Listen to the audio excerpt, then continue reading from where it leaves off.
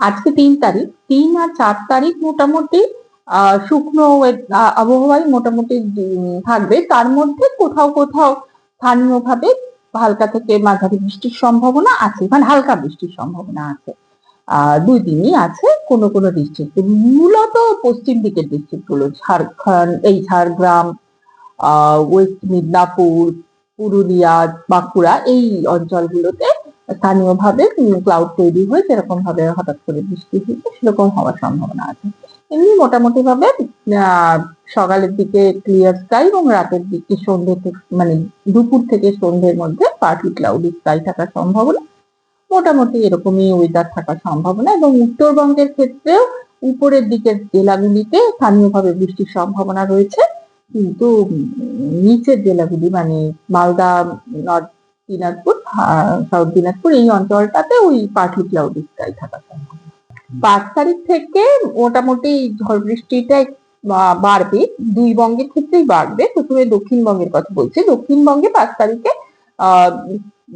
সব জায়গাতেই মোটামুটি ভাবে বিক্ষিপ্ত ভাবে বৃষ্টির একটা সম্ভাবনা রয়েছে, তার সঙ্গে ঝোড়ো দমকা হাওয়ার সম্ভাবনা এবং বজ্রপাতের সম্ভাবনাও রয়েছে কোথাও কোথাও। এবং 6 তারিখে সেই বৃষ্টির সম্ভাবনাটা মানে বৃষ্টির স্প্রেডিং তার একটু বাড়বে, ফেয়ারলি ওয়াইড স্প্রেড বৃষ্টির সম্ভাবনা, সঙ্গে দমকা হাওয়া এবং বজ্রবিদ্যুৎ সহ বৃষ্টির সম্ভাবনা রয়েছে। দমকা হাওয়ার গতিবেগ কোথাও কোথাও মানে মূলত পশ্চিম দিকের জেলাগুলিতে কোথাও কোথাও 50 থেকে 60 কিলোমিটারও হওয়ার সম্ভাবনা রয়েছে।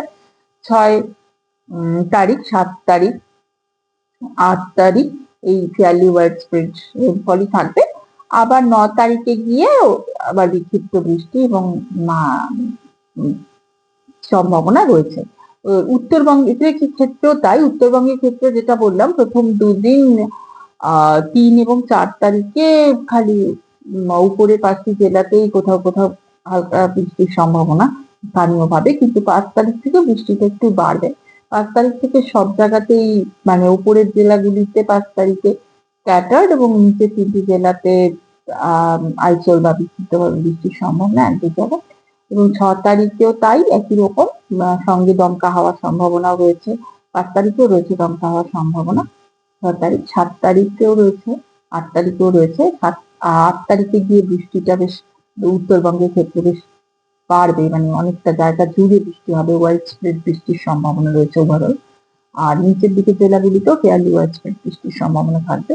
9 তারিখেও ফেয়ারলি ওয়াইড স্প্রেড বৃষ্টির সম্ভাবনা রয়েছে। এই মোটামুটি আবহাওয়ার পূর্বাভাস। এর সঙ্গে অস্বস্তিমূলক, যেহেতু প্রথম 2 দিন বলছি, সেরকম বৃষ্টির সম্ভাবনা নেই দক্ষিণবঙ্গের ক্ষেত্রে, কোথাও কোথাও স্থানীয়ভাবে মূলত পশ্চিম দিকের জেলাগুলিতে। সেই কারণে একটা অস্বস্তিমূলক টেম্পারেচারটা যেহেতু বাড়ছে। আজকে মোটামুটি আমরা কলকাতা তার পার্শ্ববর্তী অঞ্চলে সর্বোচ্চ তাপমাত্রা আশা করছি 36 ডিগ্রি সেলসিয়াস। তো সেই কারণে কাল সেটা বেড়ে 37ও দাঁড়াতে পারে। এই কারণে একটা অস্বস্তিমূলক ওয়েদার থাকবে, এবং তার জন্য আমরা একটা হট অ্যান্ড হিউমিড ওয়েদারের ওয়ার্নিং দিয়েছি। সেইটা মোটামুটি ভাবে আজকের জন্য কলকাতার এই অঞ্চলটা নেই। আজকের জন্য আছে হাওড়া, পুরুলিয়া, বাঁকুড়া, ওয়েস্ট বর্ধমান, ওয়েস্ট মিদনাপুর, বীরভূম। কিন্তু কালকে এই জেলাগুলির সঙ্গে কলকাতা, নর্থ 24 পরগনা, হুগলিতেও বলা আছে, ওয়ার্নিং দেওয়া আছে। আর এর সঙ্গে 5 তারিখ থেকে যেহেতু বৃষ্টি আবার একটা সম্ভাবনা, ঝোড়ো হওয়ার সম্ভাবনা তৈরি হচ্ছে, সেহেতু টেম্পারেচারটা আবার ফল করবে। মোটামুটি আগামী এই আজ এবং কাল সেরকম তাপমাত্রা সেরকম কোনো পরিবর্তন হবে না। তাপমাত্রা এখনই অনেকটা মানে আবার আগে যা গত সপ্তাহে যেরকম অনেকটা নেমে গেছিল, তার তুলনায় বেশ অনেকটা বেড়ে গেছে। এখন মোটামুটি আর 1-2 ডিগ্রি এই 1-2 দিনে বাড়তে পারে, কিন্তু কোথাও কোথাও, সব জায়গায় না। কারণ যেখানে স্থানীয়ভাবে ঝড় হবে সেখানে তো আর বাড়বে না। তো এই মোটামুটি একই রকম থাকবে। কিন্তু 5 তারিখ থেকে যেহেতু একটা মোটামুটি দক্ষিণবঙ্গ জুড়ে এবং উত্তরবঙ্গের ক্ষেত্রে মোটামুটি একটা উত্তরবঙ্গ জুড়েই ঝড়ঝঞ্ঝার সম্ভাবনা রয়েছে, সেই জন্য টেম্পারেচারটা আবার 3 থেকে 4 ডিগ্রি কমে আসবে।